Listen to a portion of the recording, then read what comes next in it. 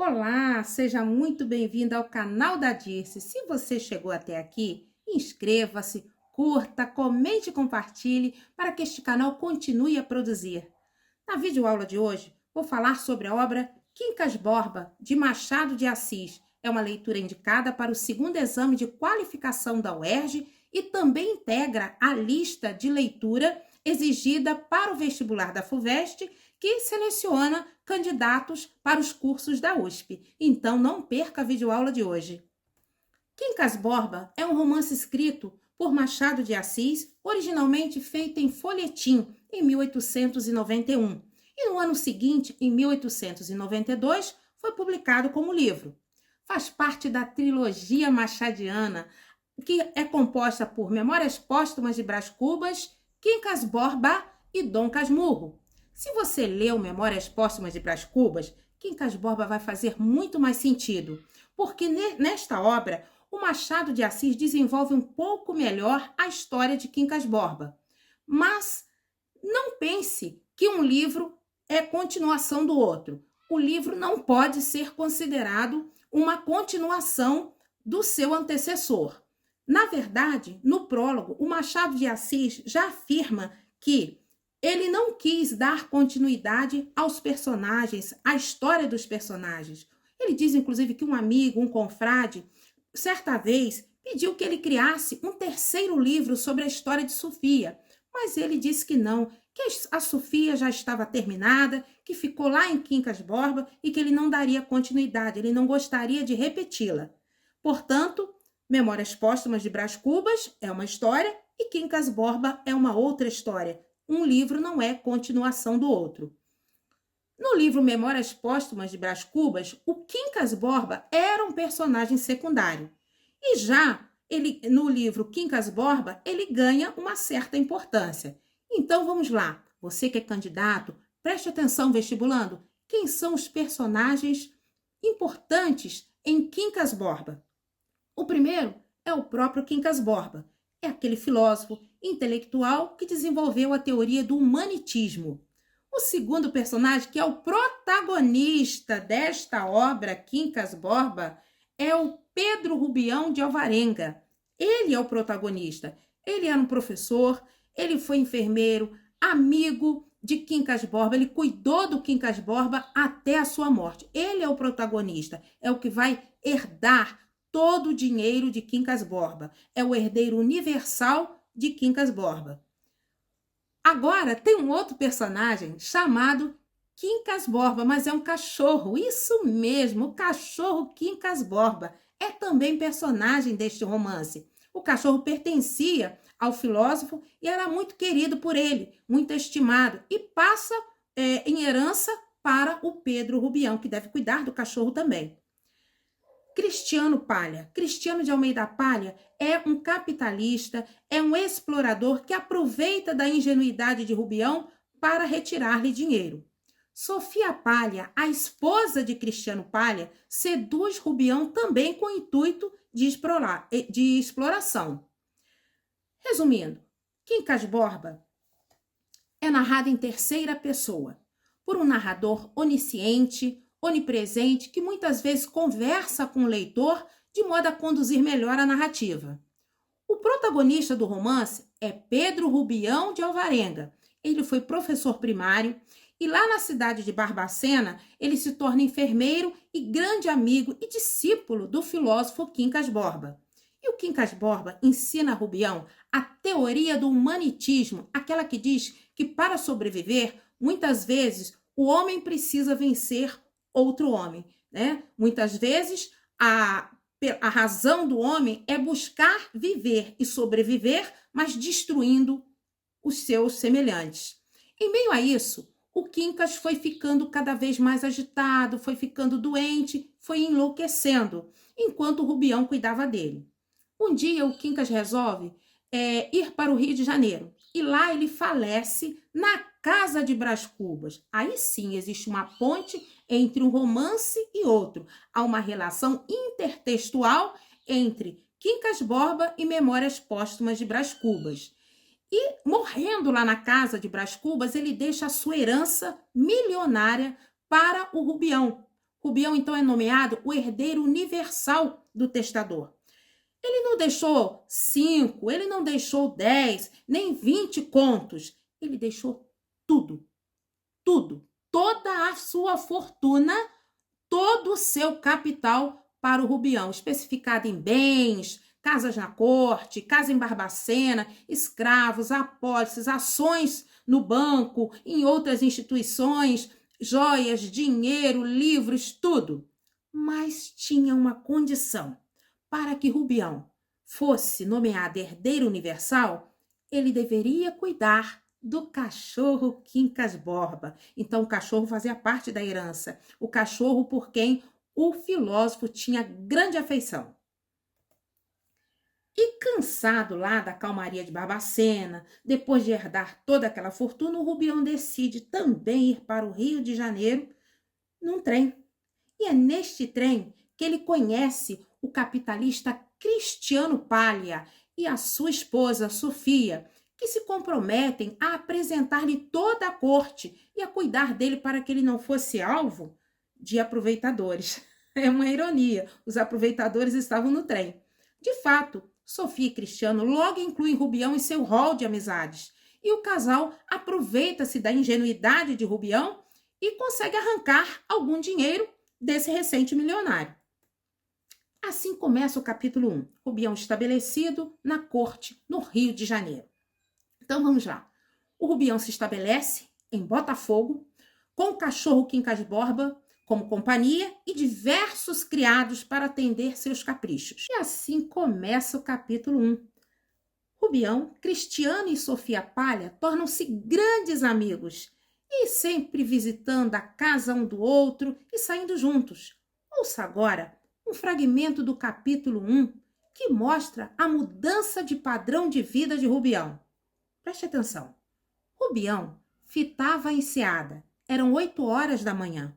Quem o visse com os polegares metidos no cordão do chambre à janela de uma grande casa de Botafogo, cuidaria que ele admirava aquele pedaço de água quieta. Mas, na verdade, vos digo que pensava em outra coisa. Cotejava o passado com o presente, que era um ano professor, que é agora capitalista. Em meio a tudo isso, o Rubião tem uma grande parceria de negócios com o Cristiano, que acaba tirando muito dinheiro dele. Além disso, o Rubião acaba se apaixonando por Sofia Palha. Ele nutre por ela uma paixão que vai crescendo, vai crescendo. Ela vai seduzindo o Rubião, mas ela chega a falar com o marido, mas o marido ainda sugere que ela alimente esse sentimento de amor nele para que eles possam continuar a explorar o recente milionário. Uma coisa interessante que acontece no capítulo 3 é que Rubião saiu da pobreza, mas a pobreza não saiu de Rubião. Ouça um fragmento do capítulo. Um criado trouxe o café.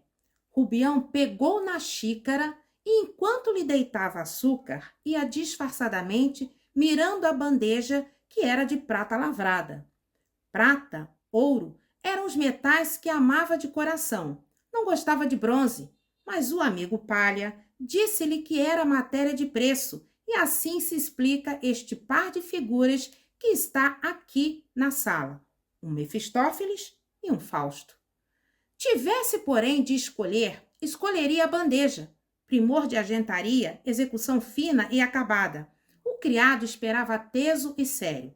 Era espanhol, e não foi sem resistência que Rubião o aceitou das mãos de Cristiano, por mais que lhe dissesse que estava acostumado aos seus crioulos de Minas e não queria línguas estrangeiras em casa. O amigo Palha insistiu, demonstrando-lhe a necessidade de ter criados brancos. Rubião cedeu com pena. O seu bom pajem, que lhe queria pôr na sala como um pedaço da província, nem pôde deixar na cozinha, onde reinava um francês, Jean, foi degradado a outros serviços. Como podemos perceber na leitura de Quincas Borba, há uma intertextualidade. Machado faz uma intertextualidade com a peça teatral Fausto, de Johann Wolfgang von Goethe, que é um famoso escritor alemão de que fala de um homem disposto a vender a alma ao diabo para satisfazer os próprios desejos. Mefistófeles é este diabo que convence o doutor Fausto a vender-lhe a alma em troca do conhecimento absoluto. Na obra de Quincas Borba, Mefistófeles é o Cristiano Palha, representado pelo Cristiano Palha, e o Rubião, o doutor Fausto. Frustradas as tentativas amorosas de Rubião, né, sabendo-se que Rubião estava apaixonado por Sofia, mas a Sofia não dava confiança para ele, o Rubião decide deixar o Rio de Janeiro. E Cristiano fica preocupado com a notícia, porque isso afastaria a sua principal fonte de renda. Por isso, insiste com o amigo para que ele fique, acenando inclusive futuros reencontros com Sofia. Acompanham nessa empreitada um certo Camacho, um político, advogado, que também tenta tirar vantagem da ingenuidade e da bondade de Rubião. Desta forma, Rubião é convencido pelos dois e decide permanecer mais um tempo no Rio de Janeiro. Vejam, Rubião e Cristiano se tornam sócios em uma grande importadora, Palha e Companhia. Com o tempo, o capitalista Cristiano Palha passa a administrar todos os bens de Rubião. E a condição de vida do casal Palha vai melhorando a olhos vistos. O Rubião continua a frequentar a casa deles e passa a sentir crescentes ciúmes de Sofia. Fica num estado tão desesperado que chega a gritar com ela, certa vez, quando ele percebeu os gracejos do jovem Carlos Maria por Sofia. Ele fica desesperado e acusa a mulher de adultério. Olha que ironia. Ele, que vivia ali, apaixonado pela mulher de Palha, agora sente ciúmes porque Sofia está se interessando por Carlos Maria. Aí a mulher desconversa. Sofia era uma mulher muito sedutora e, ao mesmo tempo, consegue contornar a situação, prova a sua inocência dizendo que o Carlos Maria estava interessado em Maria Benedita. Na verdade, a Sofia, sim, estava interessada em Carlos Maria, mas Carlos Maria acaba se casando com Maria Benedita, que é prima de Sofia. Vejam só quanto triângulo amoroso na obra Quincas Borba, de Machado de Assis. Bom, depois de muito tempo, parece que a ficha cai para Rubião. E ele percebe que passou o tempo todo sendo ludibriado, sendo enganado pelo casal Palha, e que, na verdade, a aproximação do casal foi apenas de fachada, foi apenas por interesse, que eles queriam tirar proveito do seu dinheiro. Então, quando ele começa a perceber também que Sofia não demonstrava nenhum interesse por ele, não tinha real interesse por ele, ele começa a enlouquecer. Então, isso foi a gota d'água, ele começa a enlouquecer, fica logo sem dinheiro, porque ele foi completamente explorado. O casal Palha vê a situação e se responsabiliza por cuidar dele. Acaba mandando o Rubião para um hospício, para um manicômio. E o Rubião vai enlouquecendo, gente, vai enlouquecendo cada vez mais. Acredita, inclusive, que ele é o imperador Napoleão Bonaparte. Mas, lá no hospício, ele consegue fugir. E foge para Barbacena, levando consigo seu único amigo, o cachorro Quincas Borba. Chegando na cidade, eles não conseguem receber abrigo, ele está pobre, na miséria, passa a noite na rua. E o final dramático é que Quincas Borba se coroa o imperador Napoleão, ele coloca um chapéu de palha na cabeça, acha que é a coroa de Napoleão, e morre. E também o seu cachorro falece a seu lado. Mas antes de morrer, o Quincas Borba diz aquela frase da teoria do humanitismo: ao vencedor, as batatas. Bom, meu querido candidato, meu querido vestibulando, durante o livro, a filosofia do humanitismo, ela é sempre trabalhada, lembrada, inclusive no final, né, na morte de Quincas Borba, ele diz: ao vencedor, as batatas. Parece que aí ele entendeu realmente aquela filosofia que Quincas Borba inventou. Essa frase, ela é muito importante porque mostra o princípio máximo dessa filosofia, que é o humanitismo, humanitismo, e acompanha o Rubião por toda a sua trajetória, sendo repetida até na hora de sua morte.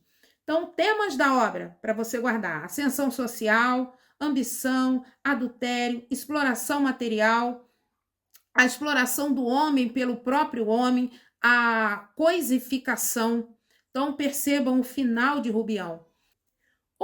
coisa interessante que dá para observar nesta história é o uso do amor, o uso da sedução para fins de exploração. É o que acontece com Sofia Palha. Em relação a Rubião, ela seduz o Rubião simplesmente para que ele fique e possa ser explorado cada vez mais pelo seu marido, Cristiano Palha, e outros personagens. Para Rubião, sobra-lhe apenas o cão, após ser sugado, após ter sua fortuna sugada pelo casal Palha por falsos amigos, ele é descartado, e sobrando-lhe apenas o cão, o cachorro, o Quincas Borba. O Rubião retorna a Barbacena, mais uma vez eu repito para vocês, enlouquecido, material e moralmente destruído, coroando-se imperador ao lado de seu cachorro. Os dois morrem, mas antes de morrer, ele diz: ao vencedor, as batatas. Parece que aí ele compreende a essência daquela filosofia humanitista. O Quincas Borba, meu querido vestibulando, é um romance atemporal que traz como temática a exploração do homem, mostra como os indivíduos se relacionam uns com os outros por interesse. E se a gente pensar um pouquinho, o que representa nessa história o casal Palha e Sofia? O que o cachorro simboliza? Será que Rubião não seria o próprio Brasil explorado? Isso é para pensar. Por hoje é só. Muito obrigada por ter chegado até o fim desta videoaula. Espero que você realize uma excelente prova, tanto na UERJ quanto na FUVEST, e aguarde as próximas videoaulas que serão sobre as obras Caim, de José Saramago, e O Conto da Aia. Espero vocês. Um forte abraço.